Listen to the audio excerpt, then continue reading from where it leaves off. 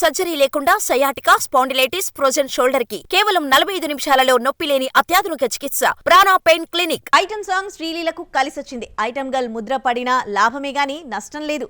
వెనక పడిపోతున్న కెరీర్ ని కిసిక్ అంటూ గాడిలో పెట్టింది. ఐటమ్ సాంగ్ తో ఆఫర్స్ వెల్లువెత్తాయి. మరోవైపు రెమ్యునరేషన్ ని పెంచేసింది. కిసిక్ అంటూ శ్రీలీల కన్ను కొట్టి తన పారితోషికాన్ని ఎంత పెంచుకుందో చూసేద్దామా?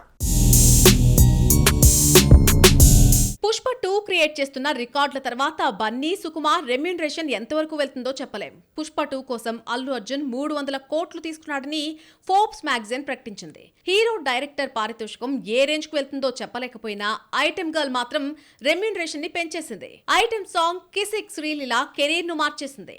ఏకంగా 5-6 ఆఫర్స్ తీసుకొచ్చింది. వచ్చే ఏడాది ఏ సినిమా రిలీజ్ అయినా అందులో ఈ అమ్మడు ఉండాల్సిందే అన్నట్టుగా కెరీర్ మారిపోయింది. కిసిక్ సాంగ్ కంటే ఊ అంటావా మామ పెద్ద హిట్ అయినా సమంతకు రాని క్రేజ్ శ్రీలీలకు రావడంతో ఆఫర్స్ తో బిజీ అయిపోయింది. 2 ఏళ్లుగా వరుస ఫ్లాపుల తర్వాత శ్రీలీల ఆఫర్స్ కు దూరమైంది. ఫేడ్ అవుట్ అయిందన్న దశలో మాస్ జాతరలో రవితేజతో రాబిన్ హుడ్ లో, ఉస్తాద్ భగత్ సింగ్ లో పవన్ తో నటించే ఛాన్స్ ను కూడా అందుకుంది. కిసిక్ సాంగ్ తర్వాత వరుస ఆఫర్స్ క్యూ కడుతున్నాయి. దీంతో పనిలో పనిగా రెమ్యూనరేషన్ కూడా పెంచేసింది.